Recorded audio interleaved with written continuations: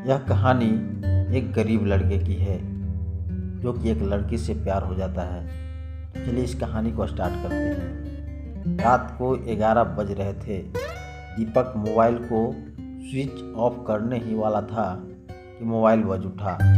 वह प्रतिदिन सोने से पहले मोबाइल ऑफ कर देता था। उसके आइडिया वाले सिम का रिचार्ज खत्म होने को था, इसलिए उसने यह सोचकर मैसेज खोला कि शायद कोई नया ऑफर आया हो, क्योंकि अब से जियो मार्केट में आया है। तब से सिम कंपनियों में सस्ते ऑफर देने की होड़ सी लग गई है। दीपक बिहार के एक गांव का बासिंदा था जो दिल्ली के शाहीन बाग इलाके में अपने गांव के कुछ दोस्तों के साथ रहकर राजमिस्त्री का काम करता था। दिहाड़ी कोई बहुत ज़्यादा नहीं थी, इसलिए वह अपने खुद के खर्च को कम से कम रखने की कोशिश करता ताकि घर वालों को ज़्यादा से ज़्यादा पैसे भेज सके। इसलिए उसने उत्सुकतावश मैसेज खोला, लेकिन वह यह क्या, मोबाइल के स्क्रीन पर सिर्फ एक शब्द जगमा रहा था, सॉरी। दीपक को एक पल के लिए तो कुछ समझ ही नहीं आया, लेकिन जब उसकी नज़र मैसेज आने वाले नंबर पर पड़ी तो अचानक बिस्तर से उठकर बैठ गया।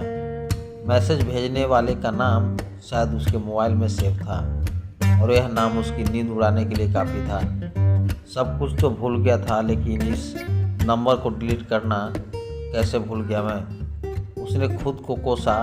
वह दोबारा सोने के इरादे से बिस्तर पर लेट गया, लेकिन नींद उसकी आंखों से कोसों दूर था।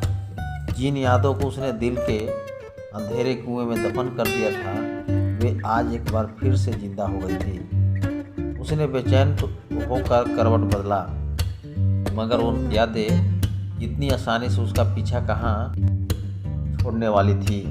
उसने खिड़की से बाहर देखा। काले बादलों की एक टुकड़ी धीरे धीरे चांद को अपने आगोश में ले रही थी और इधर यादों ने भी उसके दिलो दिमाग को अपने आगोश में लेना शुरू कर दिया। बीते कल की एक एक घटना किसी फिल्म के भांति उसकी आंखों के सामने घूमने लगी। उसने घबरा कर आंखें बंद कर ली और आखिरकार यादों के घने जंगल में खो गया। ओ हेलो, सुनिए ना। रात के करीब 9 बज रहे थे। वह छत पर लेटा हुआ आसमान में टिमटिमाते तारों को निहार रहा था। तभी उसे किसी लड़की के फुसफुसाने की आवाज़ सुनाई पड़ी। उसने चौंक कर आवाज़ की दिशा में नजर दौड़ाई। उसने देखा छत की सीढ़ियों के आखिर में बने छोटे से दरवाजे के पास खड़ी एक सांवली सी लड़की उसे पास आने का इशारा कर रही थी। लड़कियों के मामले में वह काफ़ी शर्मिला तो था और वह नई नई रिश्तेदारी में आया था, इसलिए उसे उस लड़की के पास जाने में थोड़ा संकोच हुआ। फिर से लड़की बोली, आप आइए ना। उसने शरारती अंदाज में कहा। उसे लगा कि वह लड़की शायद मजाक करने के इरादे से आई है। वह लड़की डरते डरते उसके पास आई और उसके हाथों में एक लिफाफा थमाते हुए बोली, यह मेरी दोस्त रिया ने आपको देने के लिए कहा है। यह रिया कौन है? उसने सवालिया लहजे से उस लड़की से पूछा। हफ्ते भर पहले ही दीपक की छोटी बहन अंकिता की शादी हुई थी और वह उसके बहुभोज की पार्टी में उसके ससुराल आया हुआ था।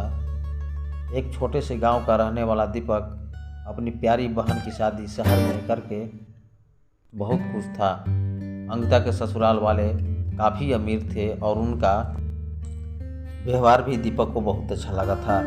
खासकर अंकिता के पास और ससुर के प्यार और अपनेपन ने उसका दिल जीत लिया था, लेकिन वह अभी उसके परिवार के बाकी लोगों से अपरिचित था। रिया आपके बहन की ननद है। यह कहते हुए वह लड़की तेजी से सीढ़ियाँ उतरती चली गई और वह हाथ में लिफाफा लिए अवाक होकर उसे जाते देखता रह गया। कुछ देर तक तो उसे कुछ समझ में नहीं आया कि वह क्या करे। फिर कुछ देर सोचने के बाद उसने धीरे से लिफाफे को खोलकर देखा। अंदर एक छोटा सा लेटर और एक सांवली सलोनी लड़की की तस्वीर थी। तस्वीर वाली लड़की को ध्यान से देखते हुए उसने दिमाग पर जोर डाला। उसे लगा कि शायद मैंने इसे कभी देखा है। हाँ, याद आया, पिछले साल सगाई में जब मैं यहाँ आया था तो यही लड़की दही फेंक कर भाग गई थी और हाँ, बारात में शामिल 4-5 लड़कियों में यह भी थी, लेकिन मैंने ध्यान नहीं दिया था। मुस्कुराते हुए उसने सोचा, फिर तस्वीर को साइड में रखते हुए उसने मोबाइल का टर्च लगाकर उस लेटर को पढ़ना शुरू किया। मेरे प्रिय दीपक जी, मैं आपसे बहुत बहुत बहुत प्यार करती हूँ। मैं आपसे इतना प्यार करती हूँ कि बता नहीं सकती। आप बस इतना समझ लीजिए कि मैंने अपना तन मन आपके नाम कर दिया है। मैं आपको अपना पति मान चुकी हूँ और इस जन्म में मैं आपके सिवा और किसी की नहीं हो सकती। और आप ये मत समझना कि मुझे आपके जिस्म से प्यार है। मैं आपको पिछले 1 साल से प्यार करती हूँ, बिना देखे बिना जाने, केवल आपके नाम से। जानते हैं कैसे? 1 साल पहले जब हमारे घर के लोग आपकी बहन को देखकर आए थे, तभी से हमारे घर के सभी लोग आपकी ही तारीफ करते हैं। सब कहते थे कि लड़की का भाई बहुत सुंदर है, बहुत अच्छा है। मेरी नानी तो कहती है कि उसी लड़के से रिया की शादी होगी। उनकी बात सुनकर मैं सोचती थी कि कैसा लड़का है कि सभी लोग हमेशा उसकी ही तारीफ करते हैं। इस तरह धीरे धीरे मुझे आपसे प्यार हो गया। पिछले 1 साल से मैंने हर पल का इंतज़ार किया है, कब ये शादी होगी और कब आपको देखूंगी। और अब आपको देखने के बाद ऐसा लगता है कि एक पल भी आपके बिना नहीं रह सकूंगी। दीपक जी, तुम्हें पता नहीं आप मेरी बात पर विश्वास करेंगे या नहीं, लेकिन एक बात पर विश्वास जरूर कीजिएगा कि अगर आपने मेरा प्यार स्वीकार नहीं किया तो मैं जहर खाकर अपनी जान दे दूंगी। अब फैसला आपके हाथ में है, आपके रिया। लेटर को पढ़ने के बाद दीपक सोच में पड़ गया कि वह क्या करे और क्या ना करे, क्योंकि एक तरफ एक लड़की की सच्चे प्रेम और विश्वास टूटने का डर था, दूसरी तरफ अपनी बहन की शादीशुदा जिंदगी में जहर घुलने का डर था। भैया, अभी तक यहाँ क्यों बैठे हैं? चलिए ना सोने। वह उसकी बहन अंकिता की आवाज़ थी। वह धीरे से उठा और नीचे सोने चला गया, लेकिन अब उसकी आंखों में नींद कहाँ थी। वह रात भर सोचता रहा, लेकिन किसी नतीजे पर नहीं पहुंच सका। सुबह घर वापस जाने के लिए अपना बैग पैक कर रहा था, तभी अंदर उसके एक गिफ्ट पैक नजर आया। उसने बैग के अंदर ही उसे खोला। उसमें प्रेमी युगल वाला गिफ्ट और एक छोटा सा कागज़ था, जिस पर लिखा था, मैं पुराने घर पर हूँ, मुझसे मिल कर जाइएगा। अंकिता के ससुराल वालों का घर 2 जगह था। पुराना घर नए घर से कुछ दूरी पर था। मैं बस अभी आया, उसने अंकिता से कहा और सड़क पर आ गया। दीपक के ना चाहते हुए भी उसके कदम पुराने घर की तरफ बढ़ते चले गए। रिया वहाँ पर अकेली थी और बहुत उदास नजर आ रही थी। बताइए, क्या कहना चाहती हैं? क्यों बुलाया है मुझे यहाँ? सवालिया निगाहों से देखते हुए दीपक ने जल्दी से पूछा। किसी ने यहाँ देख लिया तो पता नहीं क्या होगा। दीपक को अंदर ही अंदर डर भी लग रहा था। उसकी मासूमियत भरी नज़रें जो उसकी पैर के नाखूनों के साथ मिलकर जमीन उरंदे रही थी, एक पल को उठी। एक साथ कई मोती उसकी आंखों से टूटकर बिखर गए। अचानक उसके सब्र का बांध टूट गया। वह एक झटके से आगे बढ़ी और दीपक के कंधों पर सर रखकर फुट फुट कर रो पड़ी। रिया की आंखों से आंसुओं की धारा फूट पड़ी। उसकी आंखों से बहते आंसू उसकी सच्ची मोहब्बत की गवाही दे रहे थे। वह हैरान परेशान उसे देखता रह गया।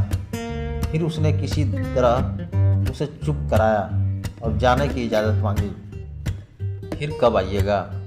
वह उसकी कलाई को कसकर पकड़े हुई थी। बस जल्दी ही आऊँगा। दीपक ने उसके दुपट्टे से उसके आंसू पोंछते हुए कहा। घर पहुंचकर फ़ोन कीजिएगा। रिया ने उसके हाथ छोड़ते हुए कहा, ठीक है। यह कहकर वह तेज़ी से बाहर निकल गया, लेकिन वहां से निकलने के बाद उसे ऐसा लगा जैसे वह अपनी सबसे कीमती चीज़ उसके पास छोड़ आया हो, क्योंकि यह सच था कि उसने कभी उसे चाहा नहीं था, लेकिन उस पागल लड़की की मासूम मोहब्बत ने उसके दिल के बंजर ज़मीन पर चाहत के बीज बो दिए थे, लेकिन कुछ बातें थी जो अभी तक दीपक को बेचैन कर रही थी। क्या दीपक ने रिया का प्यार कबूल किया? रिया को दीपक ने क्या जवाब लिखा? इस प्रेम कहानी का अंजाम क्या हुआ? जानने के लिए लव स्टोरी कहानी का दूसरा भाग जरूर पढ़िएगा। जल्द ही अपलोड किया जाएगा। आशा करता हूँ ये प्रेम भरी कहानी आप लोगों को बहुत ज़्यादा पसंद आया होगा। इस चैनल को like and subscribe, then video को शेयर जरूर करेंगे दोस्तों। वैसे ही